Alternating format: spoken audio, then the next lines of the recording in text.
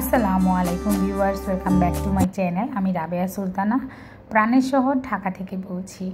দেশ এবং দেশের বাহিরে আমার প্রিয় প্রিয় আপু ভাইয়েরা যে যেখান থেকে ভিডিওটা দেখছেন ক্ষমা সৌন্দর্য দৃষ্টিতে দেখবেন। আশা করি কোনো না কোনো অংশ ভালো লেগে যায়। আর আমি যেহেতু ডেইলি ব্লগ করি ডেইলি অ্যাক্টিভিটিস নিয়ে, তাই যাদের কাছে ডেইলি অ্যাক্টিভিটিস ভালো লাগে তারা অবশ্যই ভিডিওটা ফুল ওয়াচ করে কন্টিনিউ করবেন এবং আমাকে ওয়াচ টাইম দিবেন, সাপোর্ট করবেন। আর নতুন নতুন আপু ভাইয়েরা যারা ইউটিউব সম্পর্কে জানেন না, নর্মাল দর্শক, তারা স্কিপ না করে একটু দেখার চেষ্টা করবেন আর টানবেন না, না টেনে দেখার চেষ্টা করবেন, দেখবেন কিছু না কিছু ভালো লেগে যাবে। সকালবেলাতেই কিন্তু শুরু হয়েছে রান্নাঘর দিয়ে, রান্না করছি। এখানে মাছ এনেছিল, সেই মাছের চচ্চড়ি করব টমেটো দিয়ে। দেবরকে দিয়ে টমেটো আনিয়ে নিয়েছিলাম যে একটু টমেটো এনে দাও, আমি টমেটো দিয়ে তোমাদের জন্য মিরকা মাছ রান্না করব। তো অনেক মজা হয়েছে মাছ চচ্চড়ি, একদম টকটকে লাল একটা বর্ণ দেখতে পাচ্ছেন। আর এই মাছ চচ্চড়ি দিয়ে ভাত খেতে কিন্তু দারুণ লাগে। নোয়াখালী লক্ষ্মীপুরের মানুষরা কিন্তু মাছ চচ্চড়ি বেশি খায়।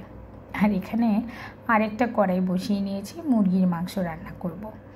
পেঁয়াজ দিয়ে দিয়েছি, কাঁচামরিচ দিব, আদা রসুন পেস্ট দিব হলুদের গুঁড়া, মরিচের গুঁড়া, যা যা উপকরণ লাগে। আমরা সবাই কিন্তু তরকারি রান্না করতে জানি, তাই বলার কিছু নেই। যা যা প্রয়োজনীয় উপকরণ সব কিছু দিয়ে নিয়েছি স্টেপ বাই স্টেপ। কে কে আমার সাথে আছেন বলেন তো শুরুতেই? যারা শুরুতেই দেখা শুরু করে দিয়েছেন লাইক ছাড়া, তারা দৌড়ে গিয়ে একটা লাইক দিয়ে দিবেন এবং ফুল ওয়াচ করবেন, সাপোর্ট করবেন, পাশে থাকবেন। আমার নতুন নতুন আপু ভাইয়েরা যারা নতুন বন্ধু হয়েছেন, প্রতিদিনে দেখছি সাব কেটে যাচ্ছে আবার সাব হচ্ছে, সাব কেটে যাচ্ছে আবার সাব হচ্ছে, জানি না কেন। তবে আপনারা কমিউনিটিতে লেটার দিবেন। আপনারা কমেন্ট সেকশনে এসে ভিডিওতে কোনো প্রকার কমেন্টস করবেন না, কারণ আমি ভিডিওতে ঢোকার সময় পাই না। ঢুকলে নিজের চ্যানেলে যদি ক্ষতি হয়, ঢোকার তো প্রশ্নই আসে না। তাই আপনারা কমিউনিটিতে লেটার দিবেন। কমিউনিটিতে লেটার দিলে আমি অবশ্যই গিয়ে খুঁজে খুঁজে বের করে আসব।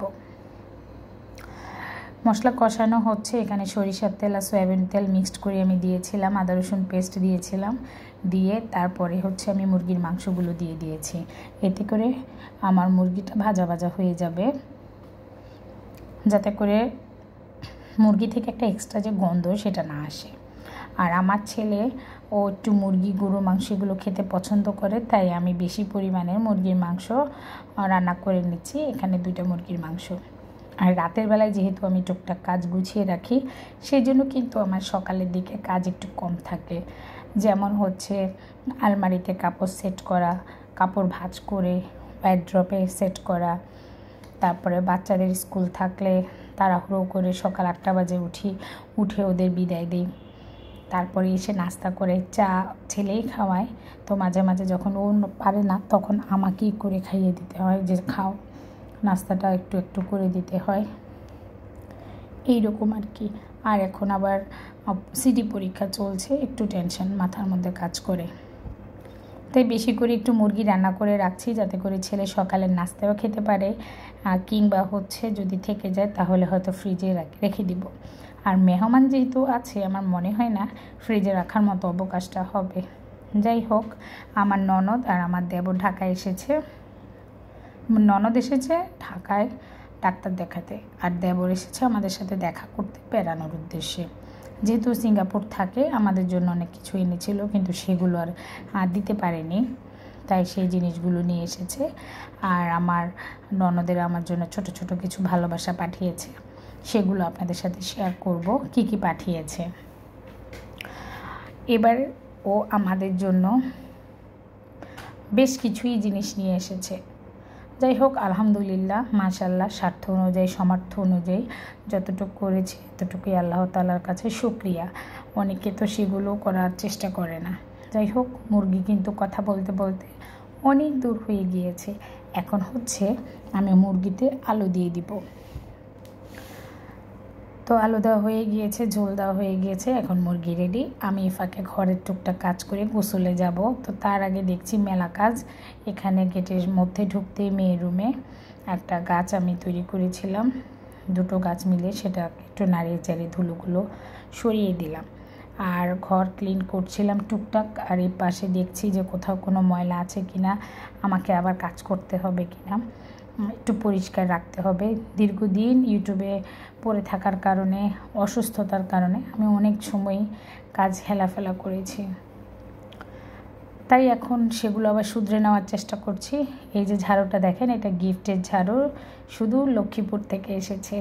আমার ফুপুর শাশুড়ির মেয়ে, মানে আমার ফুপাতো ননদ আমার জন্য পাঠিয়েছে, তাকে অসংখ্য ধন্যবাদ জানাই। স্বপ্না, তুমি এত সুন্দর একটা ঝাড়ু আমাকে গিফট করেছো। এরপরে এখনও কিন্তু কাজ শেষ হয়নি, ভুলে গিয়েছিলাম। কিছু ক্যাপসিকাম এনেছিল 3টা কালার, সেগুলো আমাকে একটু কেটে রাখতে হবে। যেহেতু কেটে রাখলে মাঝে মাঝে ফ্রাইড রাইস কিংবা হচ্ছে নুডলস, আদার্স কিছুতে আমি দিতে পারি, পাকোড়া আর পিৎজা। তো যাই হোক, এগুলো কিছু একটু করার প্ল্যানিং আছে সন্ধ্যা নাস্তা রেসিপির জন্য, তাই আমি এগুলো এখন বসে বসে কেটে নিচ্ছি ফ্রন্ট ক্যামেরাতে, এরকম ডাইনিং টেবিলের সামনে, আর আপনাদের সাথে গল্প করছি, কথা বলছি। দেশের যে অবস্থা পরিস্থিতি, জানি না কী অবস্থা হবে। সবাই আসলে সবার জীবন নিয়ে ব্যস্ত, আর আমরা আসলে এই ধরনের কথা চর্চা না করেও পারছি না, তারপরও চুপ করে থাকি, আমরা নিরুপায়। আমার প্রিয় আপু ভাইয়েরা, আপনারা কী অবস্থায় আছেন, কি করছেন, আপনাদের শারীরিক কী কন্ডিশন অবশ্যই জানাবেন। আলহামদুলিল্লাহ আমি এখন একটু সুস্থ আছি, যেহেতু রোদে বসতে হয়। ভিটামিন ট্যাবলেট প্রচুর খাচ্ছি, ওমেগা 3 খাচ্ছি, ট্যাবলেটের কোনো অভাবই নেই, পেইন কিলার খাচ্ছি, মোটামুটি ভালো আছি। অনেক প্রিয় আপু ভাইয়েরা আমাকে জিজ্ঞাসা করে যে তুমি কেন লাইভ করছো না। তাদের উদ্দেশ্যে বলছি, আসলে লাইভ করাটা অতটা উচিত না। আমি যদি লাইভ দিয়ে ওয়াচ টাইমটা পূরণ করি, তাহলে হচ্ছে যে ইউটিউব মামা তো জানবে যে আমি লাইভ দিয়ে ওয়াচ টাইম পূরণ করেছি। কি দরকার, আমি যদি ভিডিও কষ্ট করে তৈরি করে ভাইরাল করতে পারি কিংবা ওয়াচ টাইম নিতে পারি, তাহলে তো প্রয়োজন নেই আমাকে লাইভ করার। আর আপনারা লাইভ করতে আসলে সপ্তাহে নয়তো বা হচ্ছে মাসে একবার আসবেন চিটচ্যাট করার জন্য, এই এতটুকুই। এত বেশি লাইভ করলে আসলে সেটা চ্যানেলের জন্য খুব খারাপ, ইমপ্রেশন কমে যায়, ভিউ কমে যায়, এভারেজ কমে যায়, আর পরবর্তীতে এগুলো তুলতেও অনেক সময় লেগে যায়। যাই হোক, অনেকগুলো রিজন কাজ করছে, এতগুলো রিজন নিয়ে আমি ইউটিউবে এখন আর ভিডিও লাইভ করছি না। সবাই ভিডিওর দিকে একটু ফোকাস করেন, যাদের কুকিং চ্যানেল তারা দ্রুত ভাইরাল হচ্ছে, ব্লগ ভিডিওগুলো ভাইরাল হতে একটু সময় লাগে। তারপর আল্লাহর কাছে দোয়া করি, আল্লাহ তুমি তাড়াতাড়ি আমাকে উদ্ধার করো। আমার আর বেশি সময় নাই, বেশি দিন নাই, আমি আপনাদের ভালোবাসা নিয়ে সামনের দিকে এগিয়ে যেতে চাই। আমার একটা প্রিয় আপু আসমাপু বলে আমি ঢাকা থেকে বিদায় নিয়েছি, কথা কেন বলেছি, আমার না ঢাকা শহর থাকতে ভালো লাগে না, বিশ্বাস করো। মন চায় যে আমি এবার অন্য কোথাও গিয়ে একটু সুন্দর মতো শান্তি মতো থাকতে চাই। কেন জানি ঢাকা শহরটা আর ভাল লাগে না। এতটা বছর ঢাকা শহরে হয় বাংলাদেশ থেকে বের হয়ে অন্য কোনো জায়গায় যাই, নয়তো বা হচ্ছে ঢাকা শহর ছেড়ে সুন্দর একটা বাংলোতে গিয়ে বেশ কিছুদিন থেকে আসি। আসলে দেখবে যখন ভালো লাগে না তখন কিন্তু কোনো কিছুই ভালো লাগে না।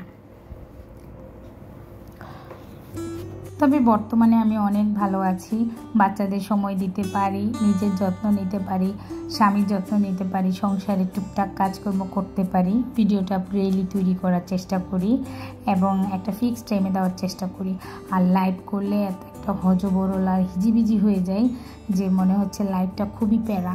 আর এই সমস্ত প্যারার থেকে মুক্তি পাওয়ার জন্যই কিন্তু আমি এলবি করা ছেড়ে দিয়েছি। যাই হোক, আমার প্রিয় আপু ভাইয়ারা যারা আমার সাথে আছেন, দীর্ঘদিন থেকে আমাকে সাপোর্ট করেছেন, ভালোবাসা দিয়েছেন, তাদের সবাইকে অসংখ্য ভালোবাসা এবং ধন্যবাদ জানাই, যে আপনাদের কাছে সত্যি কৃতজ্ঞ। আর আমার কিন্তু প্রায় অনেকখানি হয়ে গিয়েছে, আর বেশি দিন নেই, তারপরে আপনাদের হচ্ছে ভালোবাসা আমার কাম্য।